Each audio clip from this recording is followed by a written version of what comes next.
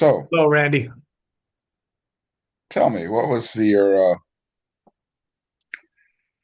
your first introduction to real knowledge?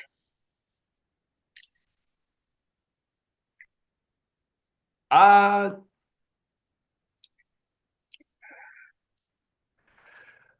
I would say the easiest way for this to be explained.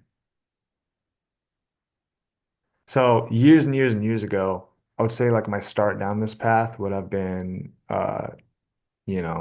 therapy and then meditation, just starting to do meditation, kind of opened my mind up to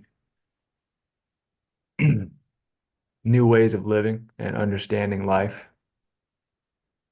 What had to have been, Okay. yeah, the start. So you were already meditating when I met you? Yes, sir. What kind of meditations? I did a few. So I would do meditations through the Calm app, about 10, 15-minute meditations. I got a bit more egregious with those as time went on.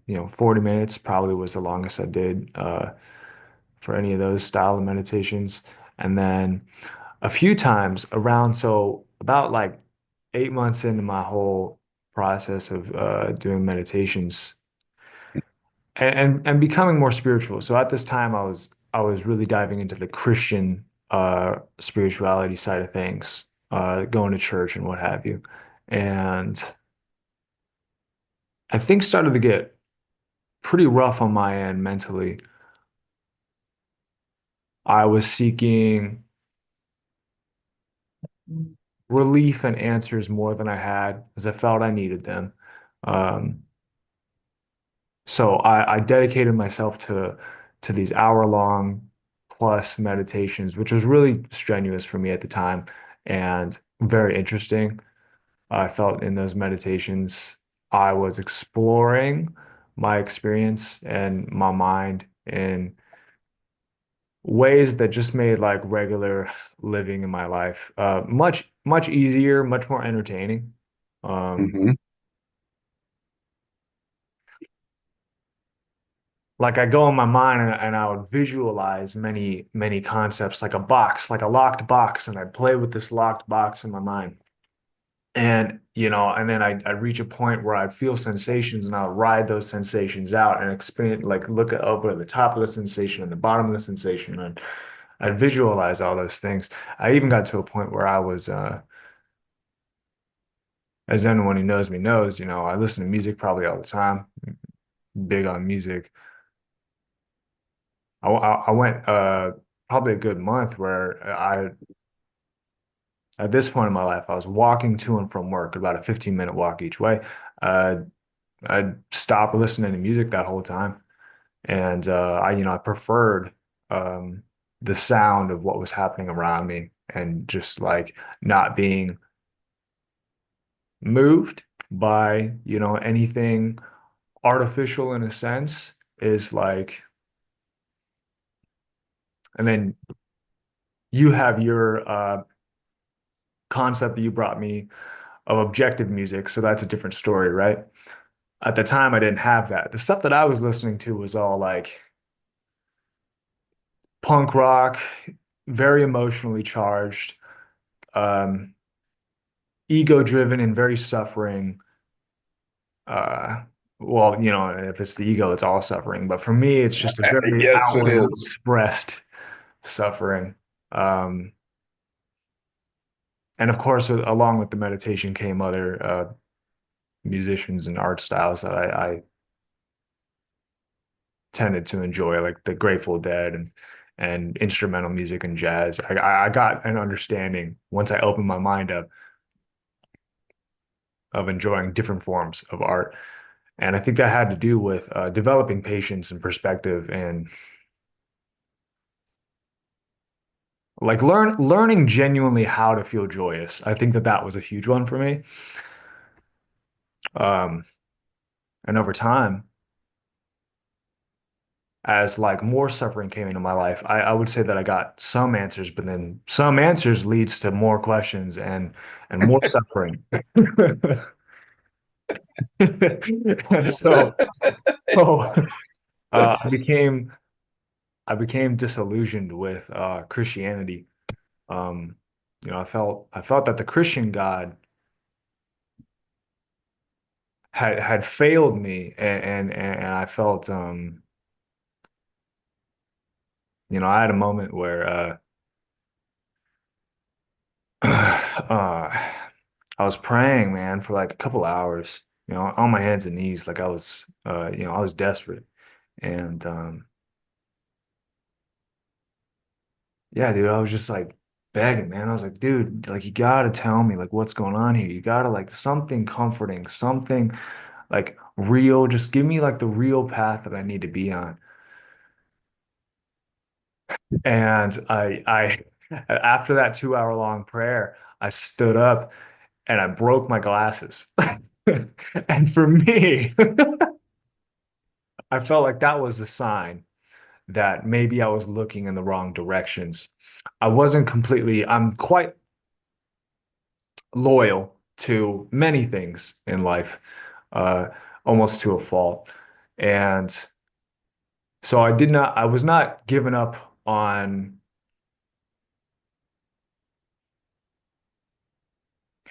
Christianity just because of that. I was still looking, and one thing led to another. Uh, I became more disillusioned. I abandoned Christianity to search for my own answers, and I would say about 4 months into that, as well as, I mean, I got to a point. This is heavy, so I got to a point where things were so bad. This was about a year and some change into my therapy and my meditation and what have you. Still in therapy, dumped Christianity. I'm about 3 or 4 months into just being lost. And I told myself, man, I was like, I just got to push until about January. Hmm. And the funny thing about that is like, and I think we all know what I mean, but I just need to go until January because there's of course I had things that would have kept me there, but it felt in my mind that I had nothing to keep me there. And then New Year's Eve, I was cleaning out my wallet and I had a card that said Randall Unruh. And I was like, you know, this I'm interested, man. Let's let's hit this guy up. So I sent you a text. I don't know what time of day. I might have done it right then, Knowing me, I was pretty impulsive back then. So I probably did it in that moment. And I was just like, "Hey man, you want to meet up sometime?" And what I found was someone who was very receptive and had a plan. What was it like? Probably just for coffee. Like, "Hey, why don't you come over to my house for coffee sometime?" And so we hit that up, and I think it was the next week that I had gone over to your house. This was probably January 4th, 5th, 6th, uh, 20, whatever. I don't want to get into that. But, what year it was, I don't want to get into what year it was, but 16, 17. no, absolutely not. This was in the 2020s. It's just it's personal for me. Uh, that I just don't want to get into what year that was because it just details a rough time period in my life that I don't want people to add up per se. Well, I do remember you sarcastically thanking me for deconstructing your religion. Yes, which I still appreciate. A Well, lot of sincerity to the sarcasm. you actually answered a question I had was Christianity serving you in your own evolution? And your answer from what you said is apparently no, Right. it wasn't. So, uh, I don't feel bad about As you shouldn't. Just good. Just good. that. And I would say that Christianity for me, it served its purpose in the way that it needed to. And if it serves anyone's purpose, so be it. This makes what we're doing makes more sense to me and has been for so many years at this point that yeah. So what is it that we're doing? We are involved in the Arica School of Knowledge and have committed ourselves to the trainings of the Arica School and that knowledge. That knowledge. So what have you learned? What have I learned? Yes, I've learned that I'm capable of a decent bit. What I mean what I mean by that is those trainings, about 2 week long trainings, um, in person that I had gone to, and of course you have done so much more than me. I have a lifetime of experience with it. Those trainings, they're really putting me to the test, and I appreciate that. And I've also learned that, when I'm being put to the test like that, spiritually, if you will. It's not easy. When I was doing those trainings, it only took me about a week before I was like, dude, I gotta sit this out for like a few hours or a day because my ego or my process, if you will, was just running rampant. That all these things I obsess over and hyperfixate over that give me comfort and what just became louder and louder and louder. And I think for me, that was like, okay, obviously I'm doing something here that is like pushing me. That, those things I know for sure is that when I got back from the first 2 week long meditation, I think this was the IPST, which you know what that acronym is. well, now it's just called the fixations training. Okay. They've changed the name. Rocking and rolling. So so I did that, and not only was it just a beautiful experience, that I met so many great people, great community, which can be said of so many spiritual um uh communities, which Yes, I think is important, regardless of any religious sect or whatever, what have you. A proper spiritual community, that is supportive, doesn't need to be enlightened and what have you. Just pushing towards some form of enlightenment and joy and support is uber important for anybody. yes. Did I tell you about my exploration of different traditions? Oh, absolutely. For the sake of this, I'll say yes, of course I understand. Sufism, I remember that being Sufism being part of uh that for you. But if you would care to explain on that or elaborate on that another time, then Well, I was initiated in several different traditions: Sufism, yes. Kashmir Shaivism, the most people know of the Eat, Love, Pray movie and book. Uh, is, I sat at the feet of the guru's guru um, when I was a young man. So there was that. There's Tibetan Buddhism, the 16th Gyalwa Karmapa. He died and he reincarnated as the 17th Gyalwa Karmapa. Haven't met this new incarnation, but his last one initiated me into Tibetan Buddhism. Then there was Yang style Tai Chi and Chinese culture. I mean, real Chinese culture, not the fake stuff that's in mainland China these days.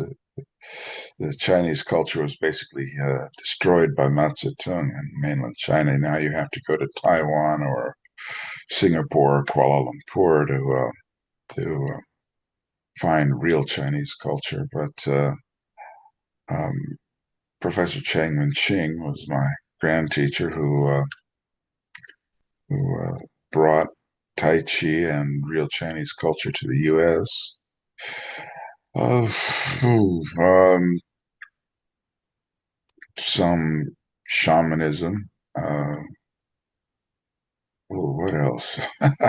Forgetting something, but I explored all of them seriously as a young man.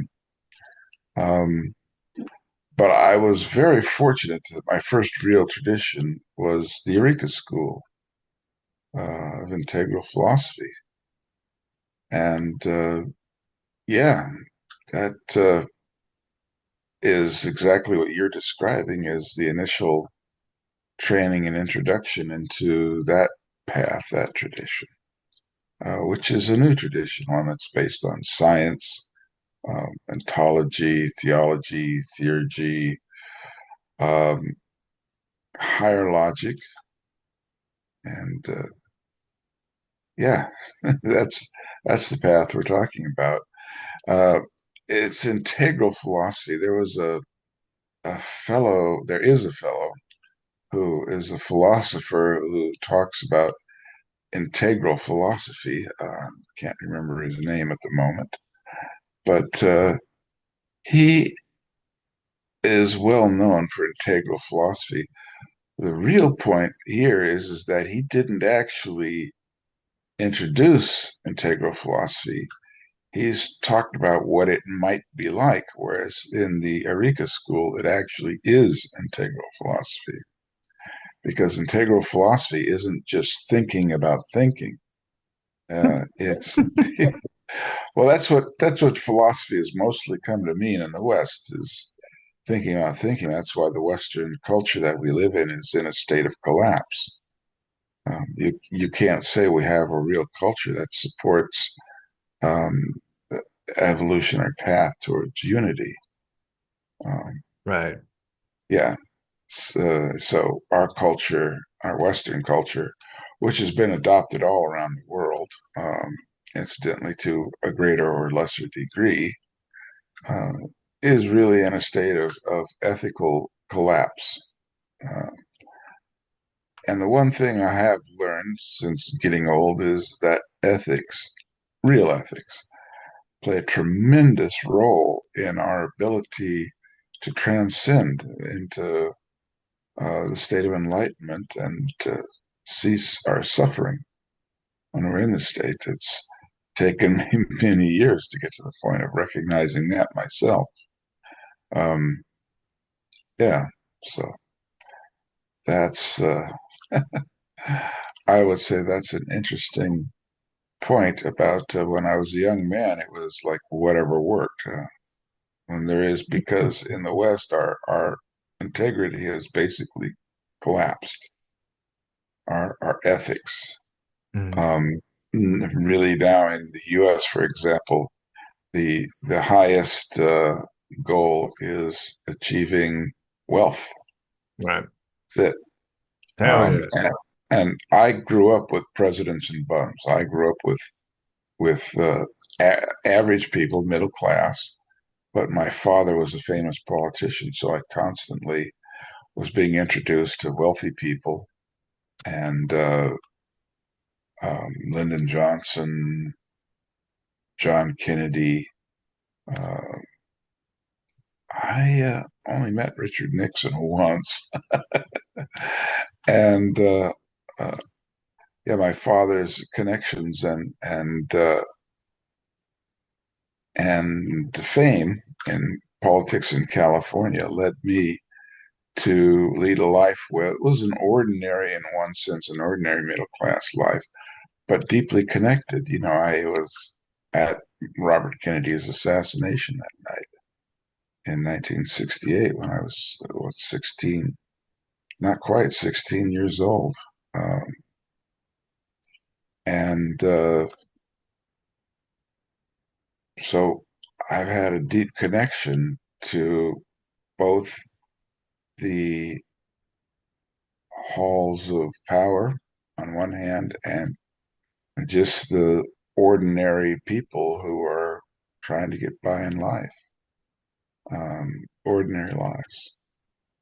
So I know a great deal about that. And that's, for instance, why did that one video and I talked about capitalism and socialism and what they really are and what they really represent, rather than the whole misunderstanding of the Cold War, which almost ended humanity several times over. Right. And so that's my connection to understanding what we call just ordinary normal life, you know. And but my first real connection to real mysticism is one way to put it, because people think mysticism means irrationality and so on and so on. It really doesn't. In the Arica school, we're supremely rational.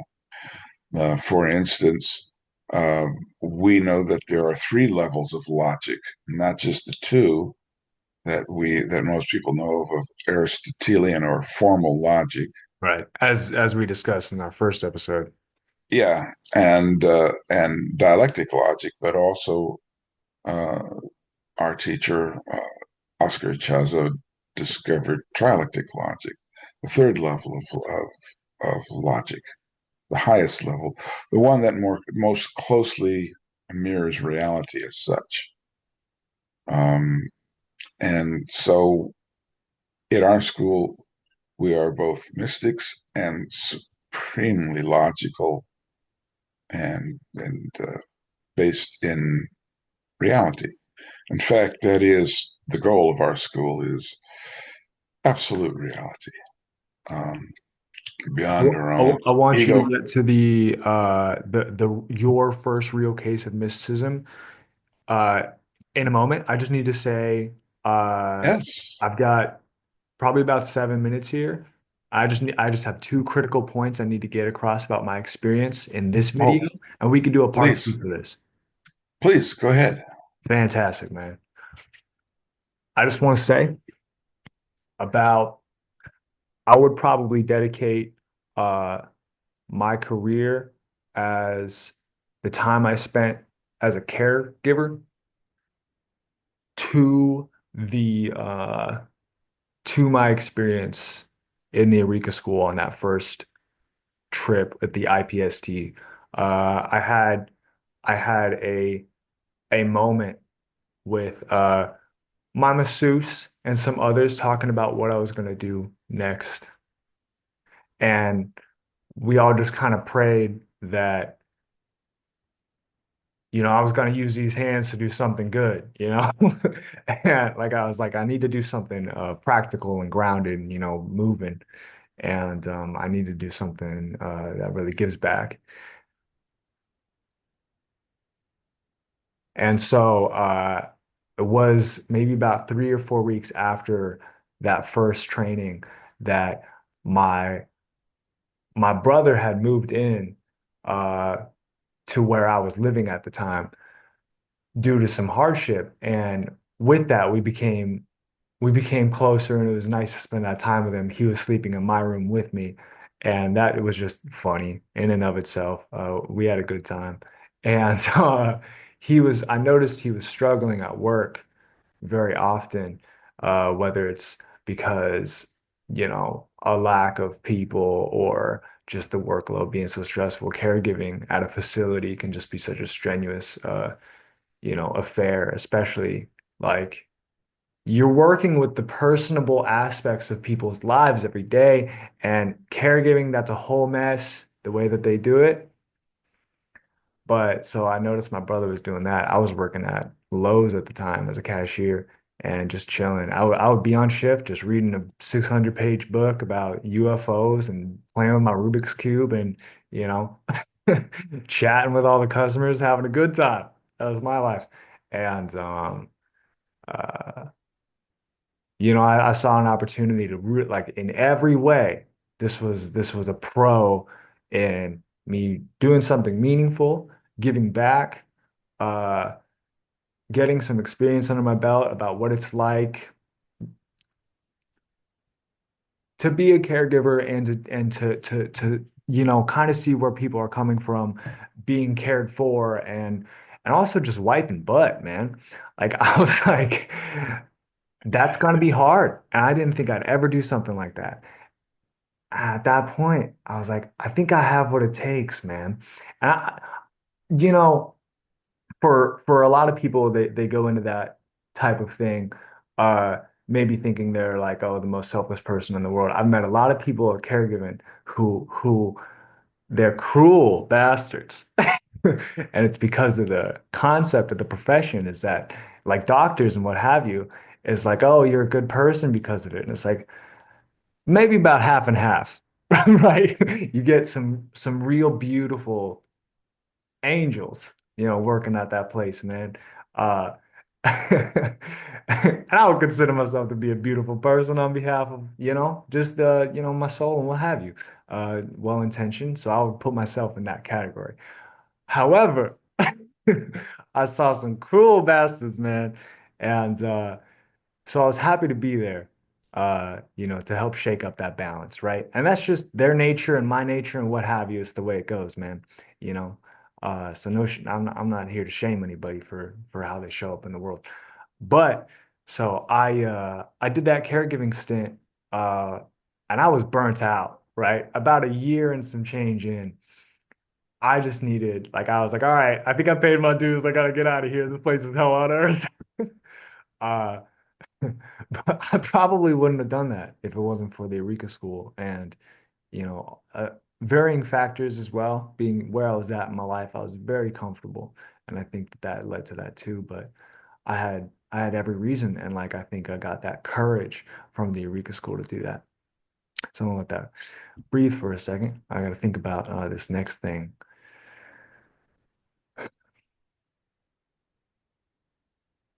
The next thing is you and I have done these octagon meditations together, and you and I would do it about every week, about as consistent as I can show up for. Which I was surprised. I think I did relatively consistent. For a while there, yes. So Yes, for a you while there, your for some your time. life permitted a regular schedule at that point. Yes. Yes, sir. And so, one second, it says we're running out of time. Okay. So, during my time with those octagon meditations, for for the viewers' information, these octagon meditations are we utilize this yantra. I would show you right now. I don't have it with me. It'll bring it up in another video. Basically, we're utilizing the yantra the way that we do doing our mantras, right? So vocalizing in our chants and what have you, and we do that with our community, currently over Zoom. And it's about 55 minutes, shortened for, brevity. However, it could be longer. And they're not easy, but doing those meditations and then the study groups afterwards, I found that that period of my life, not only was I more motivated, but I can be a sad sack. I can be a self-pitiful man. And during, I would say, the 9, 10, 11 months that I was doing that, more motivated, less depressed, less self-pitiful, genuinely more joyous. I could take on more of my daily life and just had more energy. I felt it in my palms. I felt it in my feet. I had more energy, and kind of this understanding of chi. I think that's correlates with that. I cleaned up my diet. I started meal prepping, I was working out with the psychocalisthenics that we use that the school had taught me. I was doing my PCALs every day, and I got into fashion. I got a motorcycle. uh, what else was I doing, man?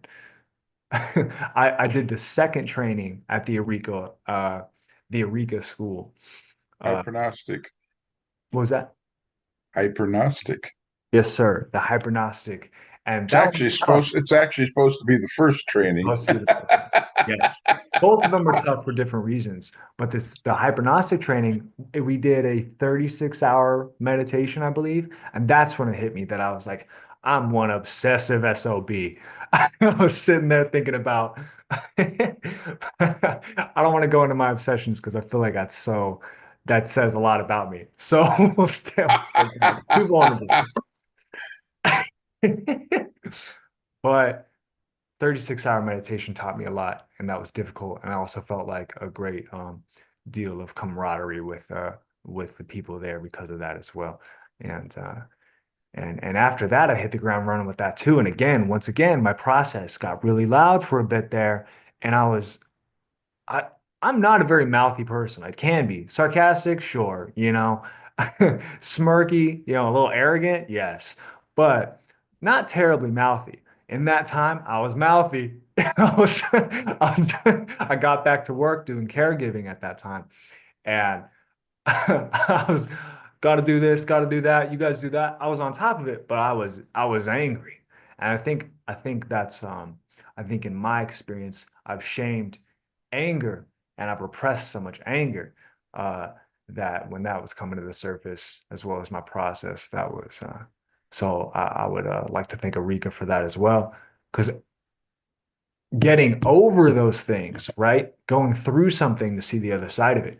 You know, who I am now is, I mean, we're years removed from me doing some of this work, which I still do from time to time, not nearly as consistent as I used to, or as I would like to.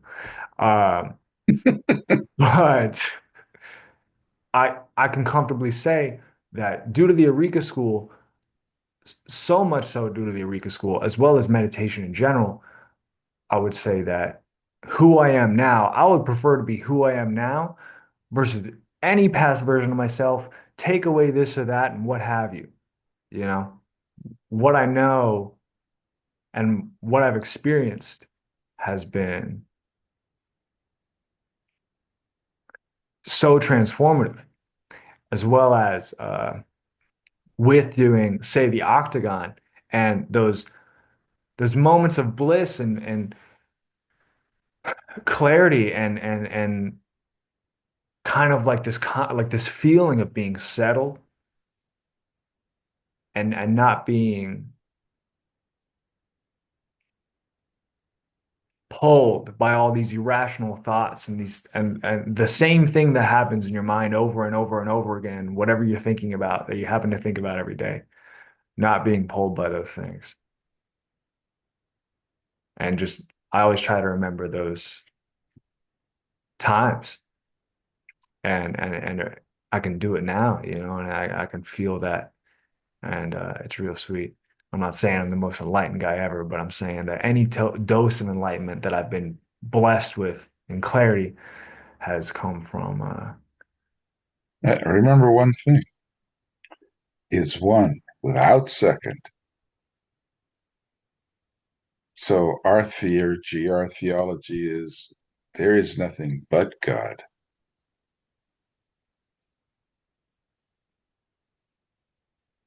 This is apparent in the state of enlightenment.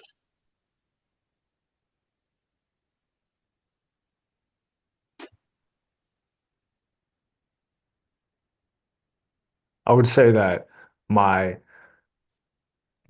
most obvious forms of clarity and understanding that comes from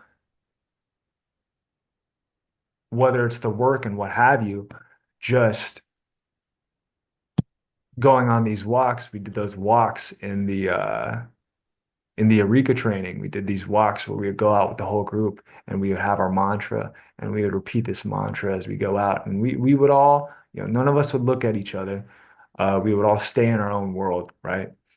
And kind of cultivate the energy that we needed to see, in my understanding of we are, God is one, but not second, and what have you. My understanding of that, right, is just the the times that I felt the harmony of the universe and everything playing its part.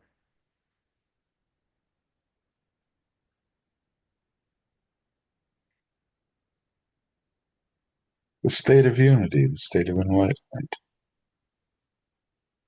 Yeah, our mind and the three centers of our mind aren't pulling against each other, but they're all aligned. And this is the state of enlightenment when our deep mind that only observes and our relative mind, which is everything else, are fused into a state of unity and no longer are separate. So our whole mind is in a state of unity with itself and therefore can look at reality as it is.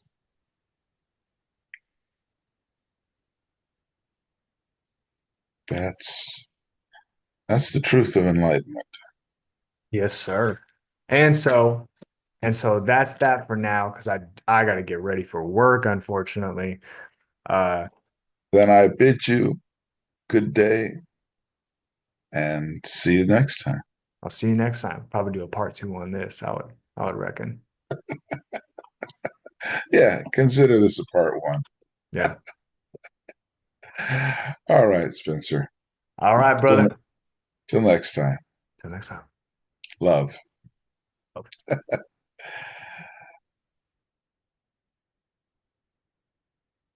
Oh.